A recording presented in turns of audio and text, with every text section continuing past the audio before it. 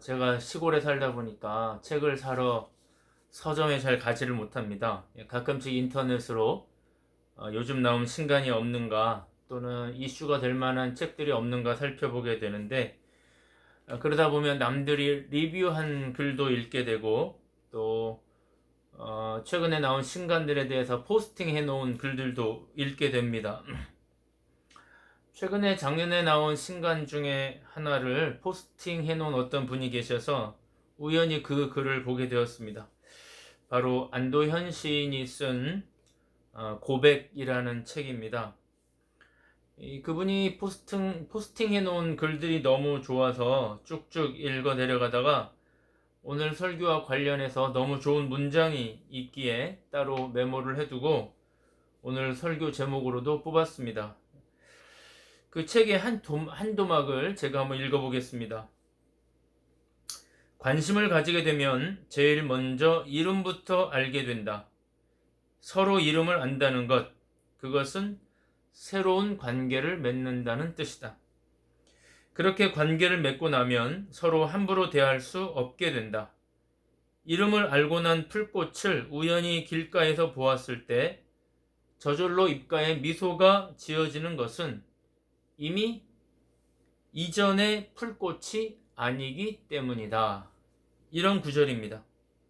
이름을 안다는 것은 관계를 맺는다는 것이다.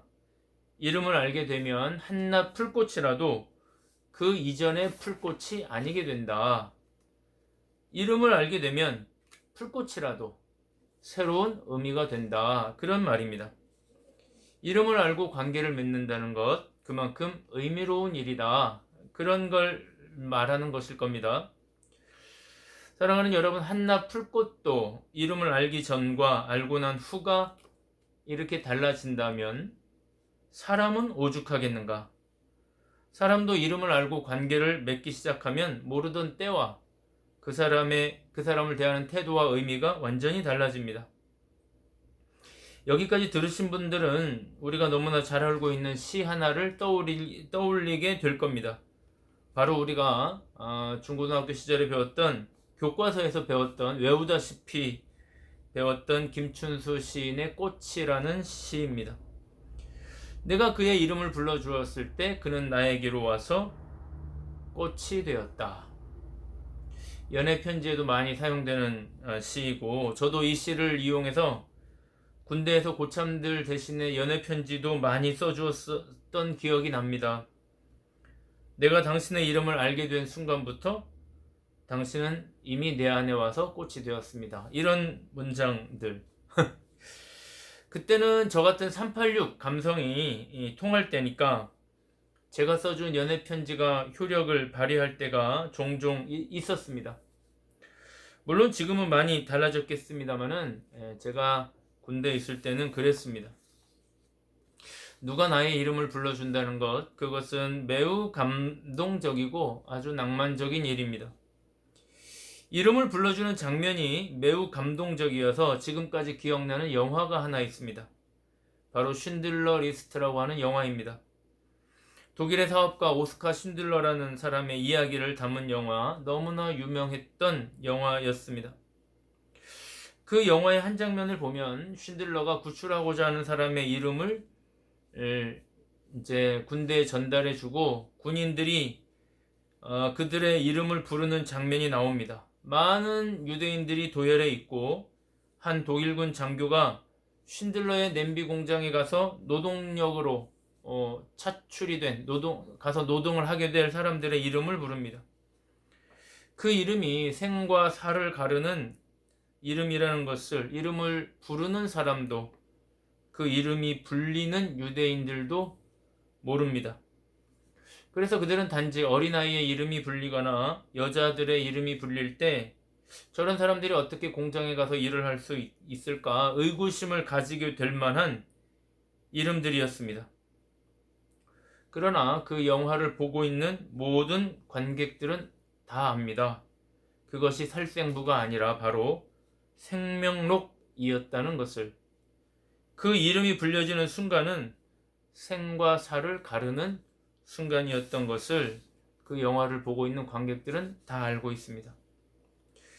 그 이름이 불려지는 장면을 보면서 저는 하나님이 멸망받을 수밖에 없는 나의 이름을 부르셨구나. 아무것도 아닌 나를 부르셨구나. 그 수많은 사람들 틈바구니에서 왜 나 같은 못난 놈을 부르셨을까 생각하며 남들은 감동을 받지 않는데 혼자 감동하며 영화를 보다 말고 울었던 기억이 납니다. 이름을 안다는 것, 그리고 그 이름을 불러준다는 것은 경우에 따라서는 우리가 생각했던 것보다 훨씬 더 큰 의미를 가질 때가 있는 것입니다. 지금 우리는 요한복음 9장에서 10장으로 넘어가고 있습니다. 오늘 요한복음 9장에서 10장으로 넘어가는 길목에서 예수님이 느닷없이 이렇게 말씀하십니다. 10장 1절부터 3절입니다.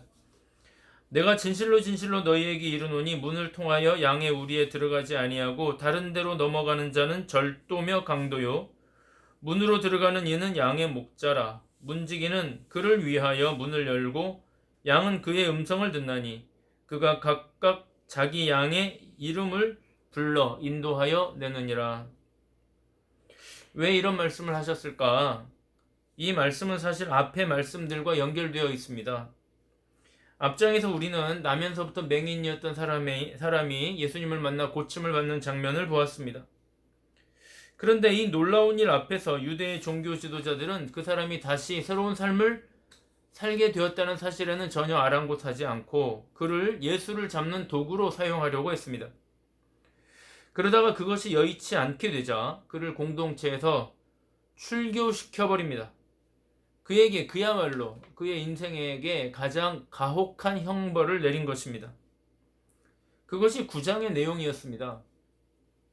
그러자 예수님께서 그 종교 지도자들에게 너희야말로 정말 영적인 강도고 도적들이로구나 이렇게 일침을 가하시는 겁니다.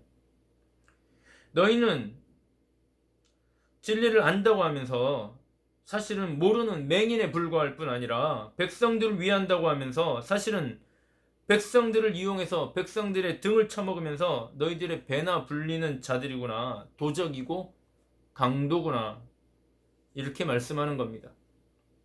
왜 그들은 도적이고 강도일까? 오늘 말씀을 통해서 예수님은 사꾼들, 도적들, 강도들의 두 가지 특징을 말씀해 주십니다. 첫째는 그들은 문을 이용하지 않는다는 것입니다.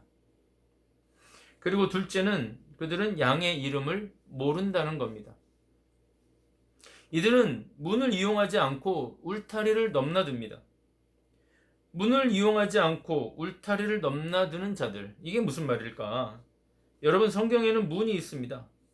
다음 시간에도 비슷한 주제로 이야기하겠습니다만은 사실 참된 목자들은 당연히 문을 이용합니다.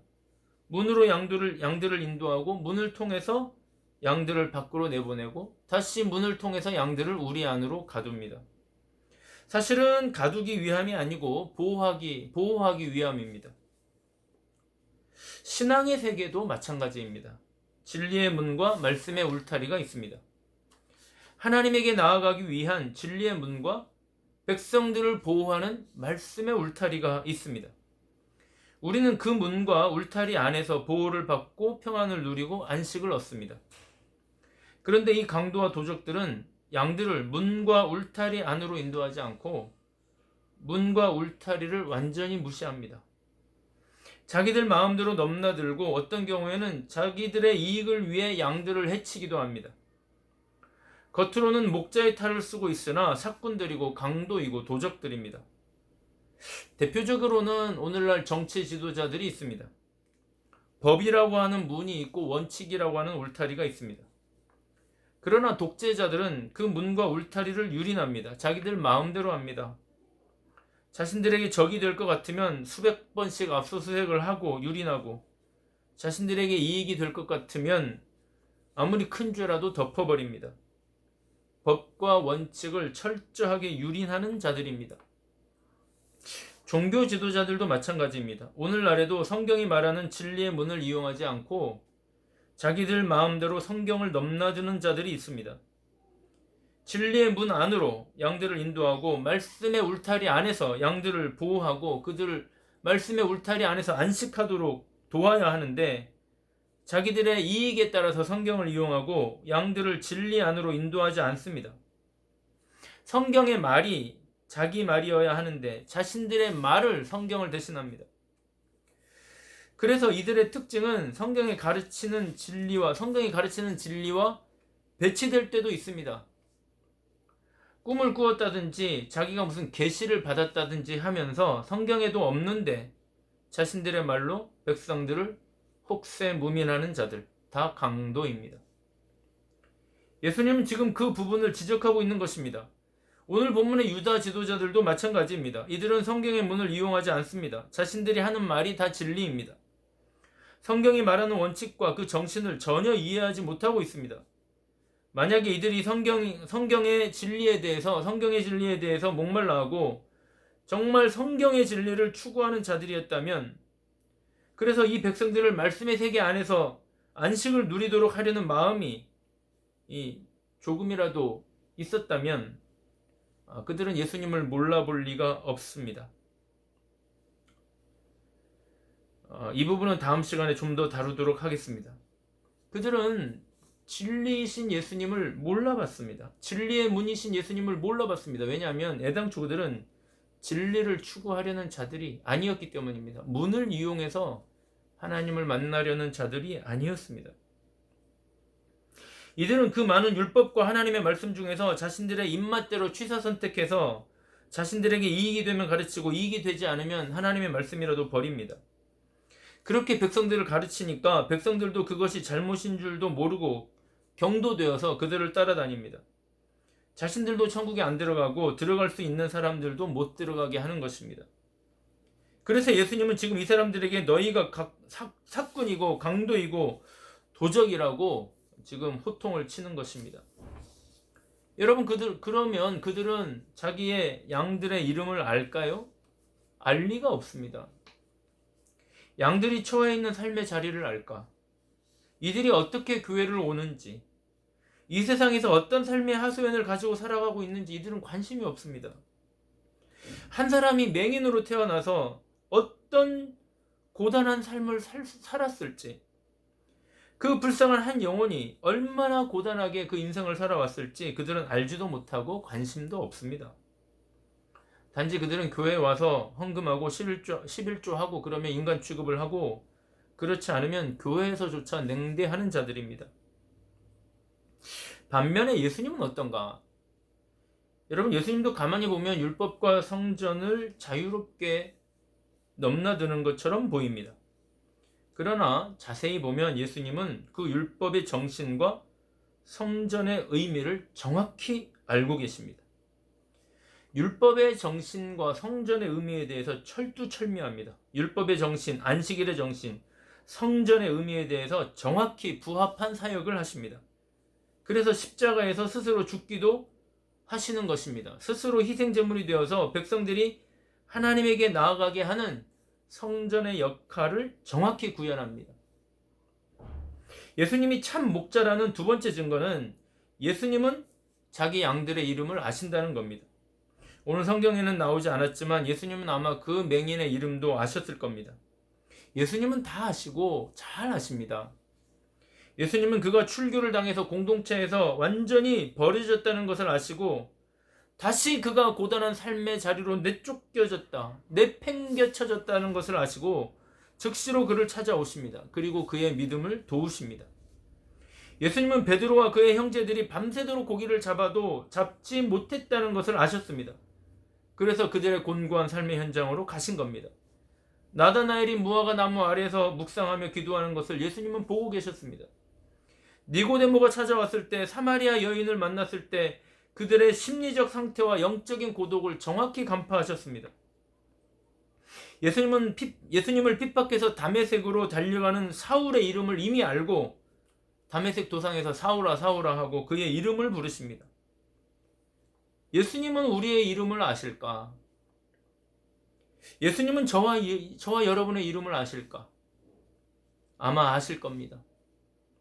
여기 앉아있는, 이 설교를 듣고 있는 한 사람 한 사람, 우리의 삶의 형편을, 우리의 이름을, 남들에게 말하지 못하는 우리의 모든 형편과 우리의 마음을, 우리의 속사정을 우리 주님은 아실 겁니다. 왜냐하면 우리 주님은 사꾼도 아니고 강도도 아니고 우리의 목자이시기 때문입니다. 사랑하는 여러분, 주님은 우리의 목자입니다. 예수님이 우리의 목자이시니 얼마나 감사하고 다행인지 모릅니다. 그래서 다윗도 하나님이 나의 목자이시니 나는 더 이상 바랄 게 없습니다 라고 고백했던 겁니다. 여러분, 우리가 그림이나 영화를 보면 양들과 목자들의 모습이 얼마나 평화롭고 목가적입니까? 그러나 실제로 양을 치는 목자들의 증언을 들어보면 양을 치는 게 여간 어려운 일이 아니라고 합니다. 양들은 실제로 겁이 많고 매우 예민하다고 합니다.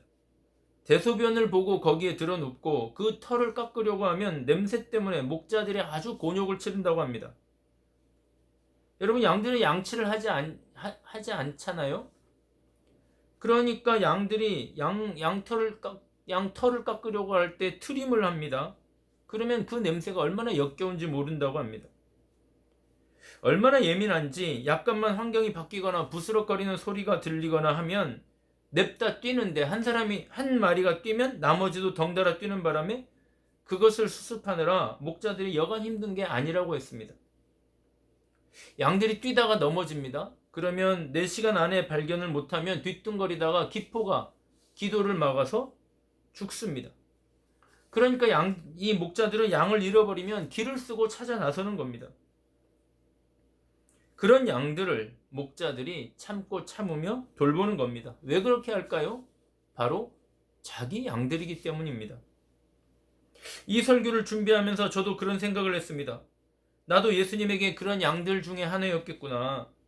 예민하고 소심하고 겁이 많고 쉽게 두려워하고 혼자 잘 일어나지도 못하고 남들이 나보다 잘 나가는 것 같으면 질투하고 의기소침하고 쉽게 자기 연민에 빠지고 누가 나를 알아주지 않으면 미워하고 화내고 그렇다고 제가 착한 것도 아닙니다. 수없이 죄를 짓고 또 짓고 그러면서 55년을 살았는데 예수님이 그런 나를 돌보셔서 지금까지 왔구나. 예수님이 그런 나를 돌보셨구나.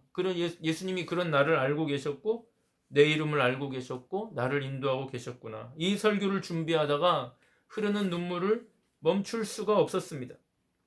왜 하나님은 나 같은 사람을 포기하지 않으시는 걸까? 왜 하나님은 나 같은 사람에게 아직 기회를 주시는 걸까? 왜 하나님은 나 같은 사람을 아직 사랑하시는 걸까? 얼마나 많이 울었는지 모릅니다. 사랑하는 여러분, 우리 주님이 저와 여러분의 목자가 되심을 알고 계십니까? 저와 여러분의 이름을 알고 저와 여러분의 말 못할 속사정을 알고 말 못할 우리의 삶의 형편을 알고 계시다는 것을 꼭 기억하기를 바랍니다. 우리에게는 아직도 산적한 일들이 많습니다. 그러나 우리 주님이 우리의 목자가 되시니 우리 주님이 우리를 선하고 아름답게 인도하실 것입니다. 넘어지면 일으키시고 뒤처지면 찾아내시고 아침 저녁으로 우리의 이름을 부르시며 말씀 안에서 안식하도록 도우실 것입니다. 그렇게 우리의 인생을 돌보시다가 끝내 우리를 당신의 나라, 그 아름다운 천국으로 인도하실 것입니다. 목자 되시는 우리 주님이 우리와 함께 하심을 믿고 이 한 주간도 그리고 여러분의 남은 여생도 주님과 동행하며 승리하는 저와 여러분 되시기를 주님의 이름으로 축복합니다.